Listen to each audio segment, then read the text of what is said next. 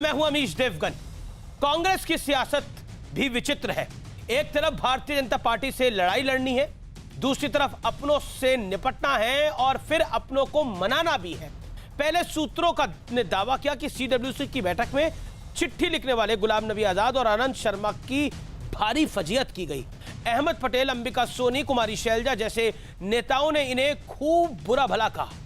और अब खबर है कि सोनिया गांधी और राहुल गांधी ने डैमेज कंट्रोल के लिए गुलाम नबी आजाद को फोन किया है। बड़ा सवाल तो यह है कि क्या इस बार सीडब्ल्यूसी की बैठक चिट्ठी लिखने वाले नेताओं की फजीहत के लिए ही बुलाई गई थी क्या? क्योंकि सूत्रों का दावा है कि पूरी बैठक में सिर्फ यही हुआ। उधर कपिल सिब्बल ने कहा है कि सिद्धांतों के लिए लड़ते वक्त समर्थन का इंतजाम करना पड़ता है। आनंद शर्मा ने कहा है कि हमने जो चिट्ठी में लिखा वो सब कुछ पार्टी के बड़े हित में है। तो क्या कांग्रेस के भीतर ये गृह युद्ध और बड़ा होने वाला है? क्योंकि अहमद पटेल ने न्यूज 18 से एक्सक्लूसिव बातचीत में कहा है कि कांग्रेस अध्यक्ष का चुनाव तो गांधी परिवार से बाहर भी कोई लड़ सकता है, पार्टी का राष्ट्रीय अध्यक्ष भी बन सकता है। तो आज इसी पर होगी देश की सबसे बड़ी बहस, क्योंकि चिट्ठी लिखने वाले तमाम नेता कह रहे हैं कि हम बेवफा हरगिज ना थे। आगे की लाइन बहस में कंप्लीट करेंगे। आज का आर पार ऐतिहासिक होगा, क्योंकि कांग्रेस में यह संकट काल बड़ा भीषण है। बताऊंगा कैसे।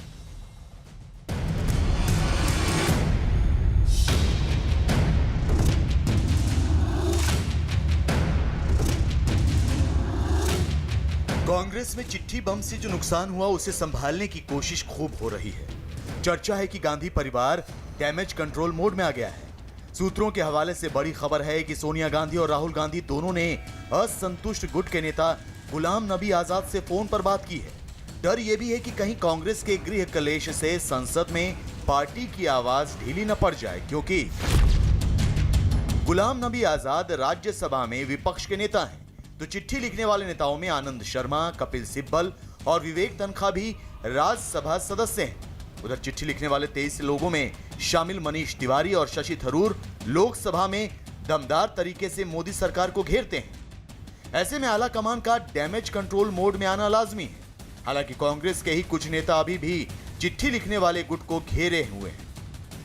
लोगों ने चिट्ठी लिखी, उसमें कई बहुत बड़े वरिष्ठ नेता हैं जिनको कि डायरेक्टली चर्चा करने का अधिकार कांग्रेस प्रेसिडेंट से भी है, राहुल जी से भी है, प्रियंका जी से भी है। चिट्ठी लिखने की जरूरत क्या थी? कुनबे का क्रॉनिक कलह है। इस कुनबे की क्रॉनिक कलह के कंटक के संकट पर इतना ही हम कह सकते हैं कि परिवार का पोस्टर और पप्पू का टोस्टर बनता जा रहा है। वैसे चर्चा है कि गुलाम नबी आजाद इस बात से आहत हैं कि कांग्रेस ने 370 के मुद्दे पर पूरे दमखम के साथ मोदी सरकार का विरोध नहीं किया। इसी बीच कपिल सिब्बल का ये ट्वीट सामने आया है। सिद्धांतों के लिए लड़ते वक्त जीवन में, सियासत में, अदालत में, सामाजिक कार्यकर्ताओं के बीच सोशल मीडिया प्लेटफॉर्म पर विपक्ष तो मिल ही जाता है, लेकिन समर्थन का इंतजाम करना पड़ता है। वैसे कांग्रेस तो कह रही है कि सीडब्ल्यूसी बैठक में सब कुछ ठीक हुआ, लेकिन सूत्रों के जरिए जो खबर सामने आई उससे साफ है कि कांग्रेस में ऑल इज नॉट वेल। सूत्रों का दावा है कि बैठक में गुलाम नबी आजाद और आनंद शर्मा की काफी फजीहत की गई। अहमद पटेल ने आनंद शर्मा को कहा कि आप तो ड्राफ्टिंग के एक्सपर्ट हैं, क्या दस्तखत से पहले चिट्ठी पढ़ी थी आपने? कुमारी शैलजा ने कहा कि सत्ता सुख भोगने वाले आज सवाल उठा रहे हैं। अंबिका सोनी ने गुलाम नबी आजाद पर हमला करते हुए कहा, मत भूलिए कि आप सोनिया गांधी की वजह से सीएम बने थे। सोनिया गांधी ने कहा कि 23 लोगों की चिट्ठी से मुझे दुख हुआ। राहुल बोले कि बेटा होने के नाते मैं घटनाक्रम से आहत हूं।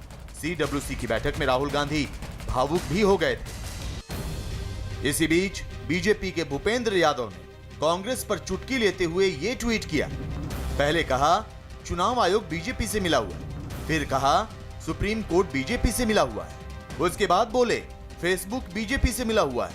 हद तो तब हो गई जब बोले कांग्रेस के नेता बीजेपी से मिले हुए हैं, जबकि सच यह है कि भारतीय जनता पार्टी से मिली हुई। तो आज कांग्रेस में मचे इसी कलेश पर होगी देश की सबसे बड़ी सियासी बहस। हम बेवफा हरगिज न थे। कांग्रेस के गृह युद्ध का खूबसूरत विश्लेषण सुनिए। सीडब्ल्यूसी की भरी सभा में चिट्ठी लिखने वालों की फजीहत की गई। यह कहा गया कि आप जो भी हैं गांधी परिवार के चलते हैं। लगातार परिवार को पार्टी से ऊपर रखने की कोशिश की गई। एक तरह से यह टेस्ट था कि कौन गांधी परिवार के साथ है, कौन नहीं है। अब नाराज चल रहे गुलाम नबी आजाद को मनाने की पूरी कोशिश हो रही है। चिट्ठी लिखने वाले ही संसद में उठाते हैं कांग्रेस की आवाज। क्या कांग्रेस परिवार हित में पार्टी हित की अनदेखी कर रही है? आज का आर पार इसी पर होगा। और अहमद पटेल ने हमसे एक्सक्लूसिव बात करी है, दिग्विजय सिंह ने हमसे एक्सक्लूसिव बातचीत करी है। तो आज की डिबेट का आधार यही है। मेरे साथ बीजेपी से दिग्गज नेता प्रवक्ता डॉक्टर संबित पात्रा है, शुभ्राष्ट्रा है, जानी मानी लेखिका अपना व्यू पॉइंट शेयर करने के लिए तशरीफ। मेरे साथ तहसीन पूनावाला है इस चर्चा में, मेरे साथ सलमान निजामी इस चर्चा में जुड़ रहे हैं। आप तमाम लोगों का अभिनंदन है। संबित पात्रा, मैं आपके पास आऊंगा।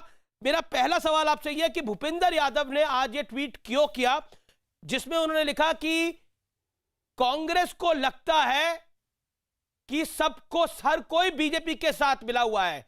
आप मजे ले रहे हैं, 2004 में तो आपकी स्थिति भी कुछ ऐसी ही थी।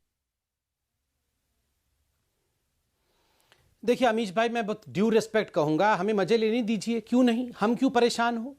देखिए उनके घर के अंदर में जूतम पजरी हो रही है और आप चाहते हैं कि हम परेशान हो। बाय द वे अमीश भाई, मैं एक बात आपसे पूछना चाहता हूं डिबेट से पहले, क्योंकि मैं अभी आपका ट्वीट देख रहा था। आपने ट्वीट में 4-5 लोगों को टैग कर रखा है आज के डिबेट के विषय में। आपने मुझे टैग किया हुआ है, आपने किसी अवनीश को टैग किया हुआ है, आपने आचार्य प्रमोद जी को टैग किया